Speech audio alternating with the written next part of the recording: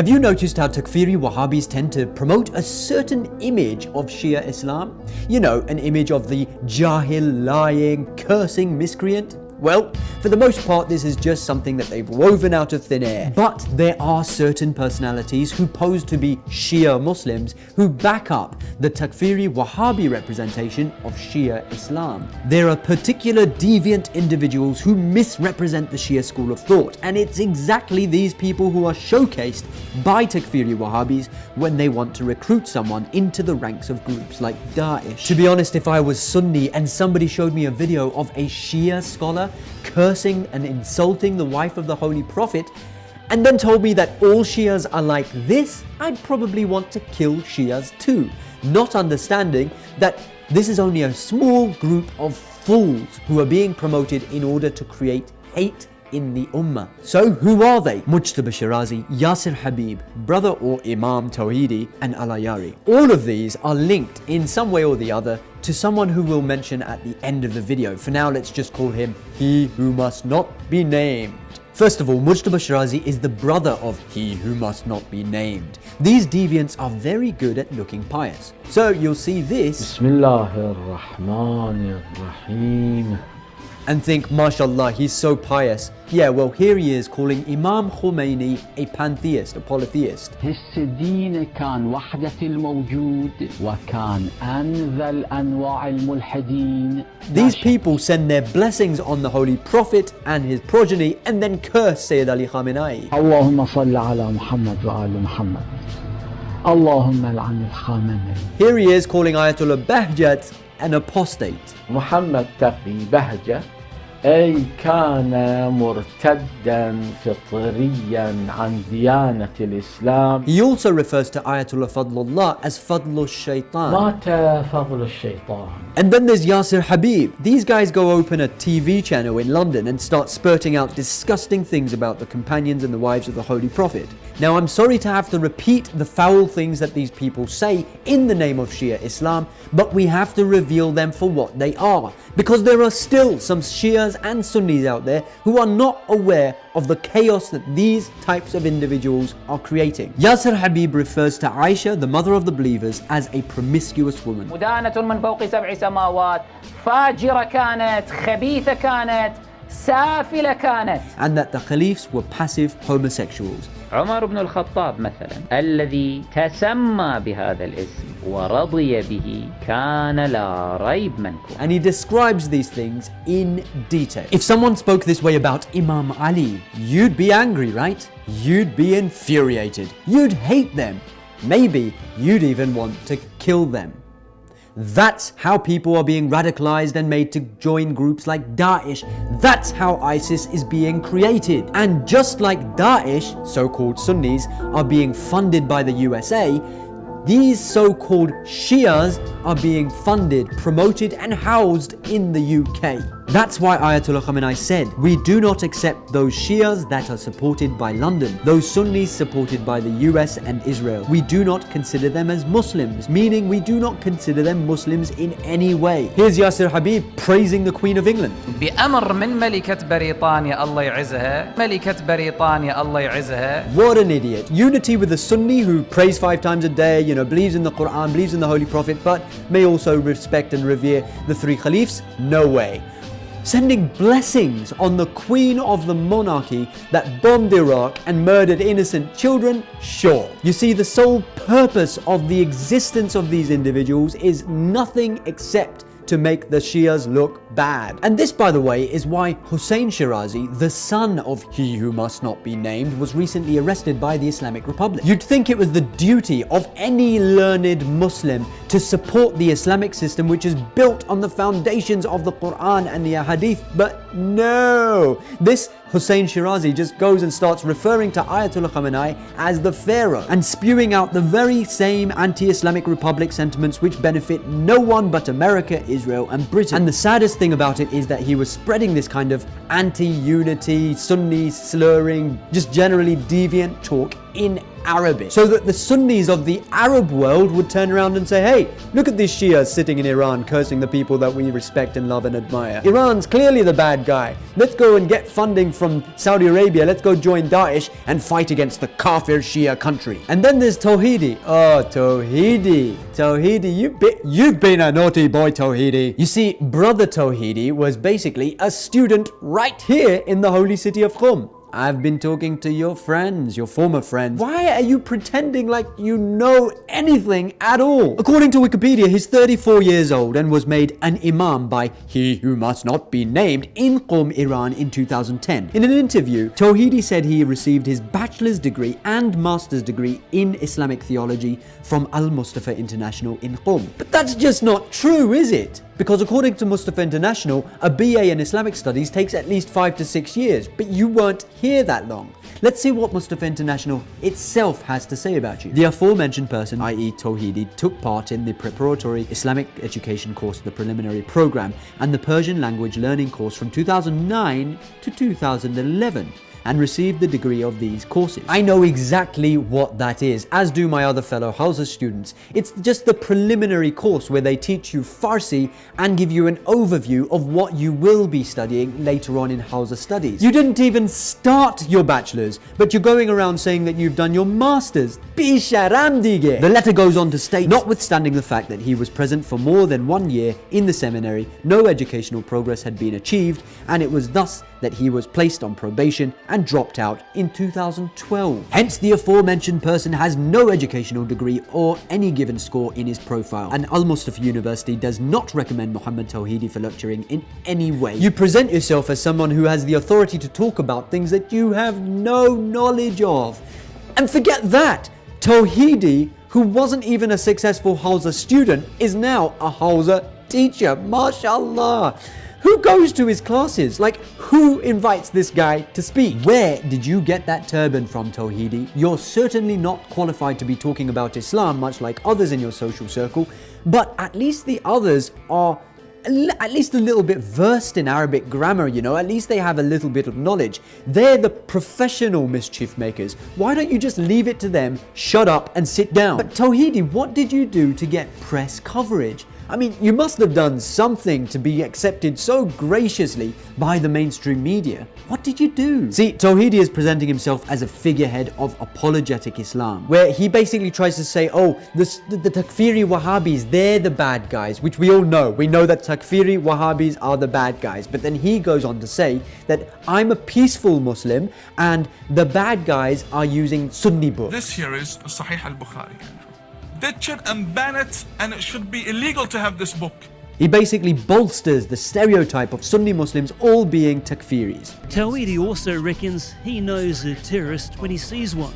Shave the mustache, grow the beard, messy beard, stop using deodorant, normal music, they change their ringtone, and they start wearing completely Arabic dresses everywhere they go. So what he does is he gives shoulder to all those Islamophobes out there who want to prove that Islam is a misogynistic, barbaric, violent religion. And he comes along and says, hello, I'm an imam. All those things that you Islamophobes have been saying about Islam, they're right. I know, I've studied it. I'm an imam. So then all the Islamophobes come along and say, good boy Tawhidi, here's more promotion. It's like a Jewish rabbi walking up to Goebbels in Nazi Germany and saying, hey, all those things you've been saying about Jews, they're right. We are pedophiles and we are stingy. And then the Nazi turns around and says, good boy, Mr. Rabbi, here's a promotion. The Islamophobes want to prove that Islam was spread by the sword. So Tawhidi comes along and says exactly that. How did Islam spread from Saudi Arabia down to Indonesia and Bosnia? All spread by the sword. We had many wars, and for the past 1,400 years we have had a religion of war. And what's worse is that he presents himself as somebody who has studied the texts in detail and therefore has the authority to determine that the texts themselves are the problem. This book is danger. Danger. Nobody should read these books. They brainwash. The mainstream media wants hype. It wants people to be scared. It wants them to think that a terrorist is ready to jump out at them from every corner and that Muslims are taking over, etc., etc. Tawhidi comes along and says, you're right, and you can trust me because I'm a Muslim. I'm not going to be biased. And we see them attacking the police. So we're being infested by radical clerics here in Australia. Yes, clerics and followers as well. And I've said this to many government authorities, and I'd like to show you something. I bought this 2 days ago from a shop within Melbourne. This is Al-Qaeda's flag. These are stickers that are being sold for a few dollars. They have them on their windscreens. They have them everywhere.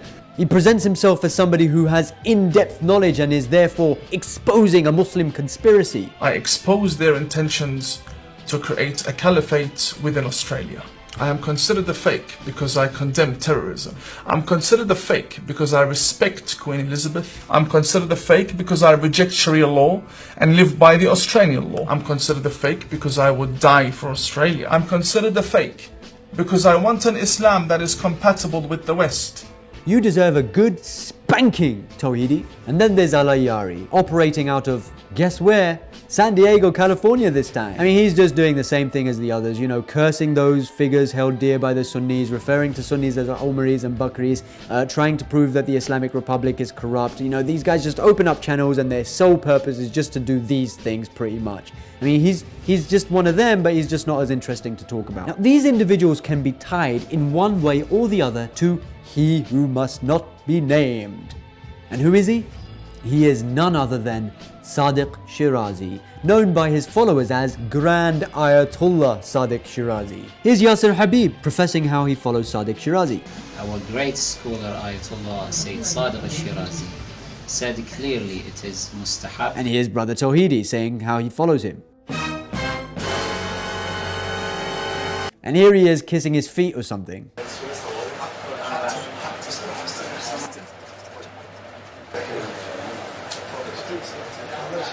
Mujtaba Shirazi is Sadiq Shirazi's brother and Yassir Habib is one of his students. The point is, none of these individuals are representatives of mainstream Shia Islam in any way. They're just imbeciles. And you can look at speakers like Allayari, the way they talk, their stances when it comes to unity in the Ummah, the way they address members of the other schools of thought, their hostility towards and negation of the other respected Marjas and their approach to Wilayatul Faqih. Where do they get their thinking from?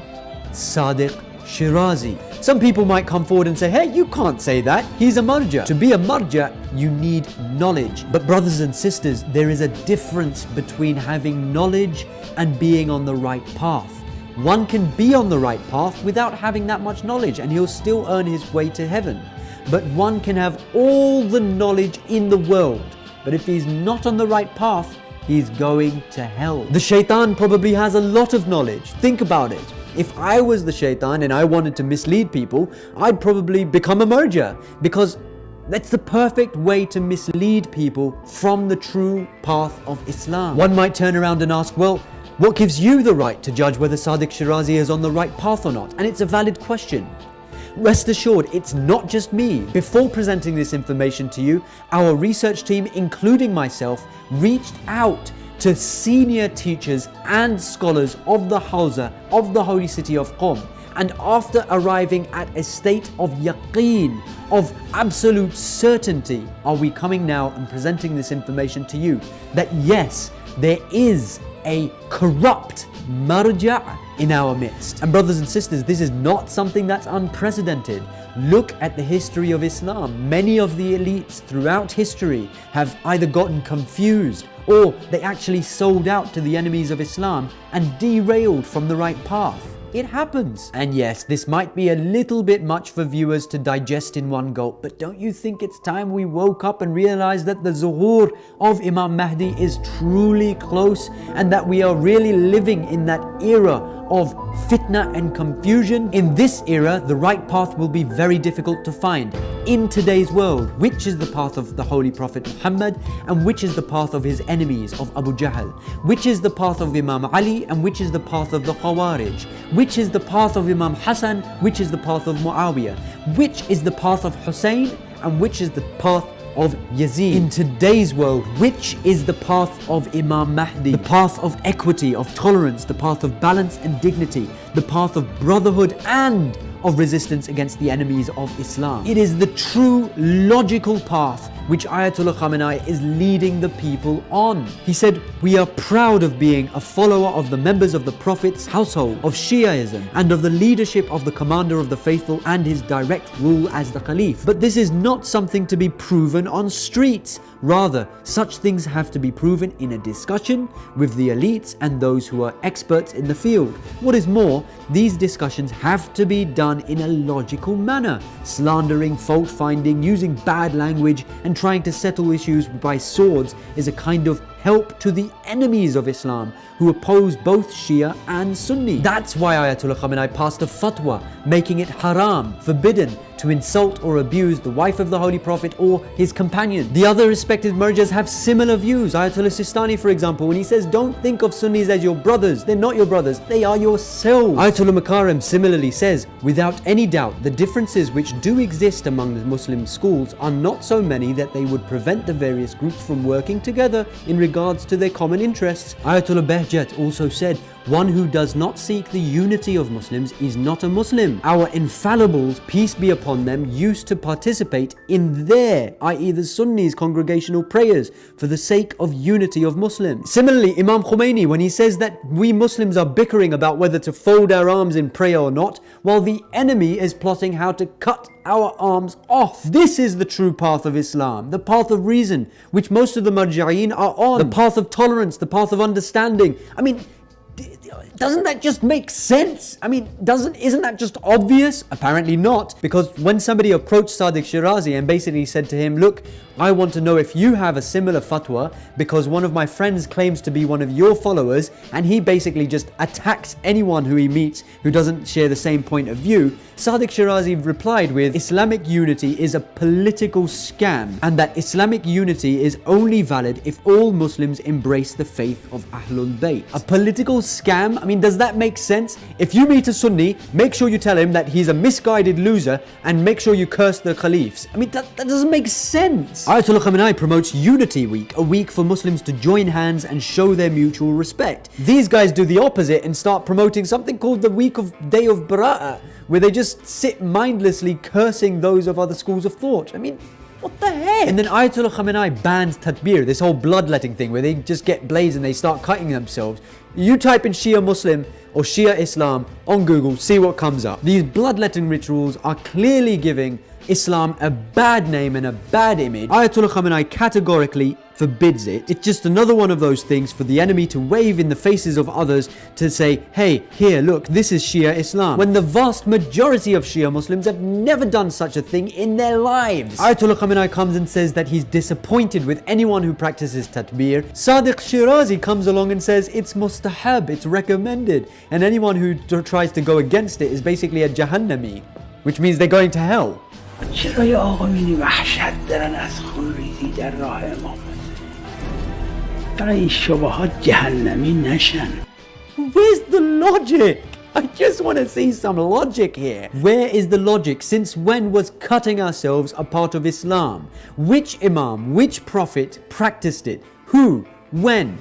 The answer is none, never, zilch. None of our Imams, none of our Prophets ever did it. The most maybe you could say about it is that it's mubah. Where does mustahab come from? On the seerah of which Imam and which Prophet are we saying that this is mustahab? So when they say, look at these Shias, all they do is cut themselves, all they do is slander and curse the wives and the companions of the Holy Prophet, it's being promoted by these individuals, the Shirazi gang. The names we've mentioned so far are just examples. There are others who have gained popularity, position and wealth off the back of the religion while pretty much having the same sectarian stance as these deviant individuals. Take Ammar Nakshawani for example. Around 5 years ago, I loved and defended him myself. That was when he condemned speakers like Yassir Habib and established himself as a voice of reason and unity. And may Allah lengthen the life of Sayyid Ali Sistani and Sayyid Ali al-Khamenei for their stand when they stood against members of their own religion who on YouTube curse the personalities of other schools in Islam. Imam Zayn al-Abidin in Sham says the second aim of a majlis is what? Is to bring reform and unity in the Ummah, not to break the Ummah. On YouTube today, you'll find people dressed like clerics on YouTube, hiding in a house somewhere in London where nobody can see them. They'll sit there and they'll send curses on personalities revered by others in Islam. I may disagree with those personalities. It doesn't mean I talk offensively about them. Why, someone says?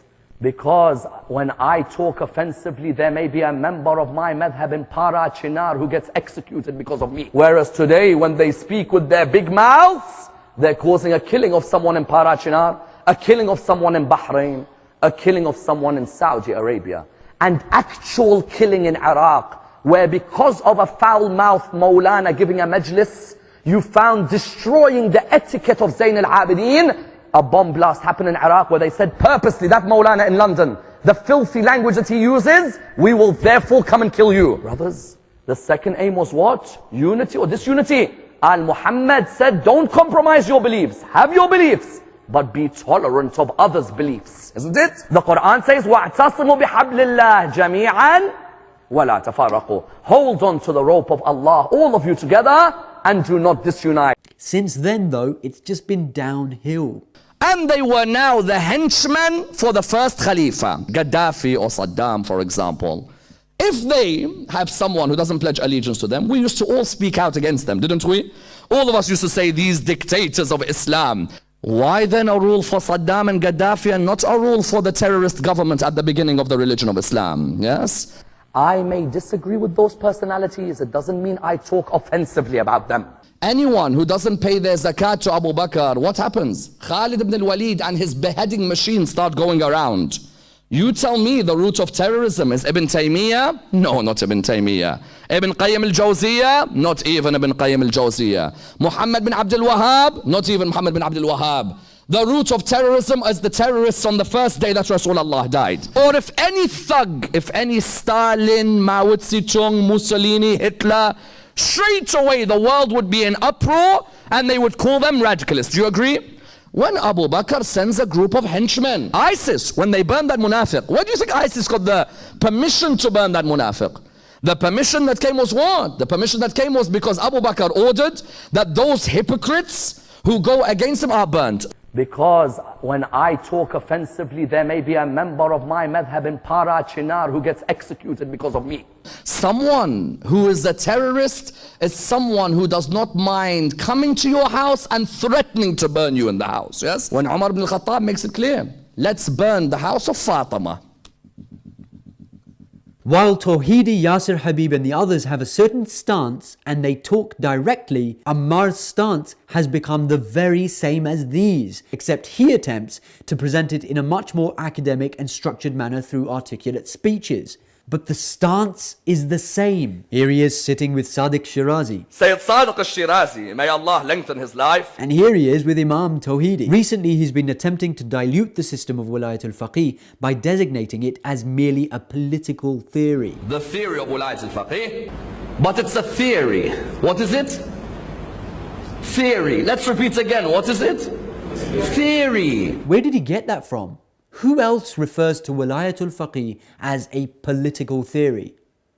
Ah yes, Sadiq Shirazi. Brother Tawhidi slurs the hadith books of the Sunnis on TV. Ammar does it from the pulpit. He'd say that Bukhari said this, Muslim said this, Bukhari said this, Muslim said this. You say, okay, Maulana. When it comes to Palestine, Ammar perpetuates this idea that somehow the oppressed Palestinian nation does not deserve our support because they're Nasibis. And do you know where most of these people who are fighting for ISIS, you know where they're coming from, most of them? What's country number one? Palestine. After I went on demonstrations for you, you behead my people. Saudi Arabian, Tunisia, Algeria, Sudan, Chechnya, Bosnia. Bottom line, Ahlus Sunnah. And bolsters this whole stereotype of them being those who hate Shia, therefore we shouldn't support them. Presenting himself as a kind of peacemaker, he goes to Pakistan and publicly takes a stance against the open and clear stance of Ayatollah Khamenei when it comes to the revolutionary slogans of death to America and death to Israel and death to UK. Because some of the khutbah language that is coming from our mosques is also negative as well. For example, Iran says death to America, death to Israel, death to UK. That language, Iran will say, we don't mean the people, we mean the government. But why are we using words like death to? First of all, why is Ammar defending America? And why is he opposing a clear position of Ayatollah Khamenei? و این را بدانید که این شعار شما، مرگ بر آمریکای شما، این فریادی که ملت ایران میکشن، این دارای یک پشتوانه و عقبه منطقی و قوی است، دارای پشتوانه عقلانی است. امام اگر امروز بود، همون فریاد ابراهیمی، همون فریاد بت شکن را امروز هم میزد، همون فریادی که ملت رو بیدار کرد و به انقلاب رسوند.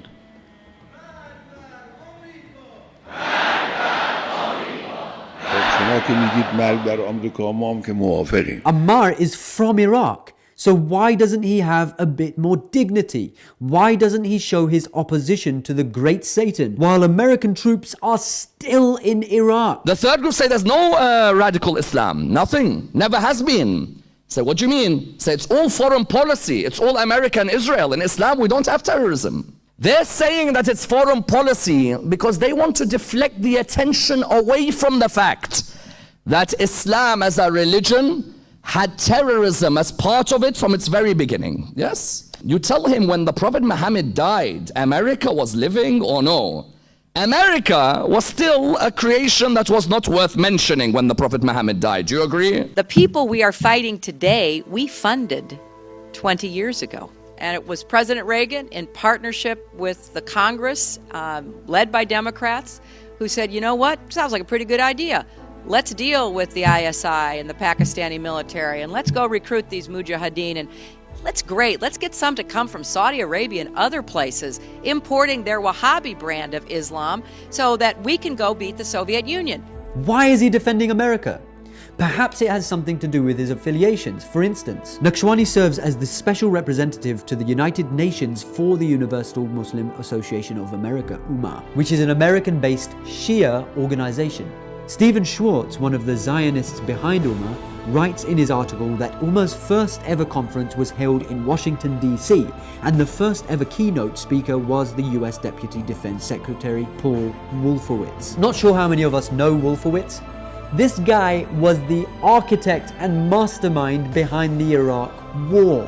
And the world now knows how they went into Iraq on a false pretext and killed millions of people, and the sufferings of Iraqis can still be seen today. Ummah was created just before the Iraq War, and after their inception, the first thing they did was to provide Bush an immediate and unconditional support in the Iraq War. It doesn't matter where you live, to say that you hate Daesh but you don't hate those who funded, created and supported Daesh is just hypocrisy.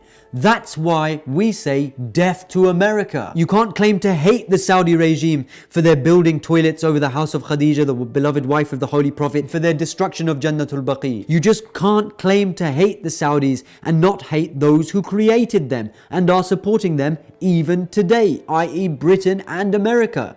That's like hating the fruit but loving the tree. It's hypocrisy.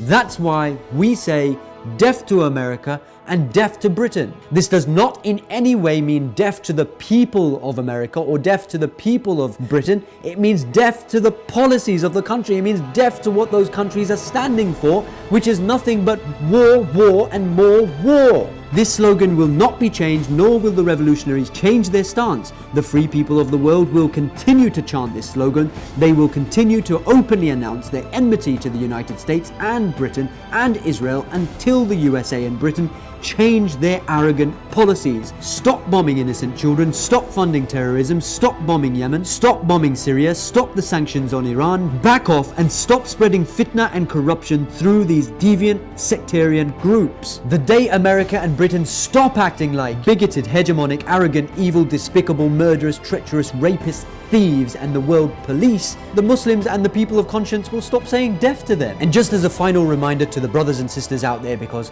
I know that these things can be very confusing sometimes, remember the words of Sayyid Hassan Nasrallah. He reminded the students of the hadith where the Holy Prophet was asked, what should I do in a time of confusion? And the Holy Prophet told him that if you see all of the people going into one valley and you see Ali going into the other valley, you go into that valley. So Sayyid Hassan Nasrallah said that if you see all of the ulama and all of the marjas going in one valley and you see Sayyid Ali Khamenei going in another valley, you go into that valley. Our path is the path of resistance. That's what we're going to do.